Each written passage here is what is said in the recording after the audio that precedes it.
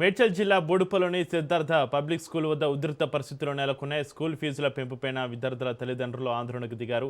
Admission సమయంలో ప్రతి ఏడాది కేవలం 5% మాత్రమే ఫీజులు పెంచుతామని హామీ ఇచ్చిన యాజమాన్యం ప్రస్తుతం 20% వరకు ఫీజులు పెంచడం పట్ల పేరెంట్స్ ఆగ్రహం వ్యక్తం చేస్తున్నారు. అంతేకాకుండా ఫీజులు చెల్లించడంలో ఒక్కరోజు ఆలస్యం జరిగిన 3,000 రూపాయల వరకు లేటు ఫీజు విధిస్తున్నారని తల్లిదండ్రులు ఆరోపిస్తున్నారు.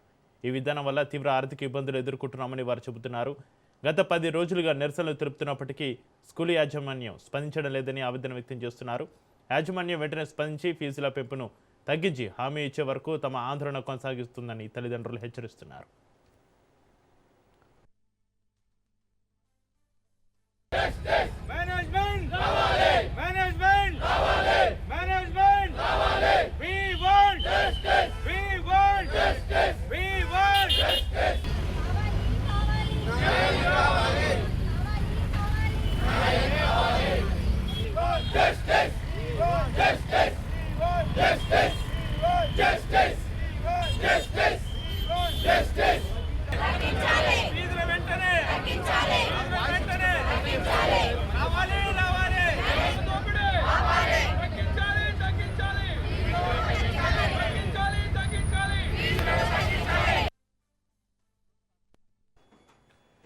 మేడ్చల్ జిల్లా బోడుపల్లిలోని సిద్ధార్థ పబ్లిక్ స్కూల్ వద్ద ఉధృత పరిస్థితులకు సంబంధించి మరింత సమాచారాన్ని మా ప్రతినిధి పవన్ ఫోన్లలో అందిస్తారు. పవన్, సిద్ధార్థ స్కూల్ వద్ద తల్లిదండ్రులు ఆందోళన చేస్తున్నారు. మేడ్చల్ జిల్లా బోడుపల్ సిద్ధార్థ స్కూల్ వద్ద అధికంగా ఫీజులు వసూలు చేస్తున్నారు.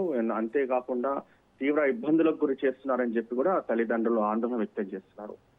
ప్రతి ఏడాది 5% ఫీజు మేరకు అధికంగా చెల్లించాల్సి ఉంటుంది. అలాంటిది 20% మేరకు పెంచడంతో తాము తీవ్ర ఇబ్బందులకు గురి కావడంతో, అంతేకాకుండా ఒకరోజు ఫీజు లేట్ చెల్లించినా దానికి 3,000 రూపాయలు పెనాల్టీ వేసి మరీ వసూలు చేస్తున్నారని చెప్పి ప్రధానంగా తల్లిదండ్రులు కూడా ఆవేదన వ్యక్తం చేస్తున్న పరిస్థితి కూడా కనిపిస్తుంది. ఎందుకంటే గత కొన్ని రోజుల నుంచి కూడా తమను డబ్బుల రూపంలో ఆర్థికంగా బాగా వీళ్ళు పీల్చి కిందాడుతున్నారని చెప్పి కూడా తల్లిదండ్రులు ఆందోళన వ్యక్తం చేస్తున్నారు. ఎందుకంటే ఒక్కరోజు లేట్ అయినా 3,000 రూపాయలు వసూలు చేయడం, అసలు ఇది చదువు చెప్తున్నారా లేకపోతే వ్యాపారం చేస్తున్నారా అనే దానిపైన కూడా తల్లిదండ్రులు తీవ్ర ఆగ్రహం వ్యక్తం చేస్తున్నారు. ఎందుకంటే పిల్లల చదువుల కోసం తాము కష్టపడి చదివిస్తున్నాము, కానీ వీరంతా కూడా వ్యాపారం చేస్తూ తమ వద్ద ఒక్కొక్క రోజు లేట్ అయితే 3,000 రూపాయలు, అంతేకాకుండా ప్రతి సంవత్సరానికి 5% పెంచాల్సిన ఫీజును 20% పెంచడము, వీటన్నిటినీ తాము భరించలేకపోతున్నాము.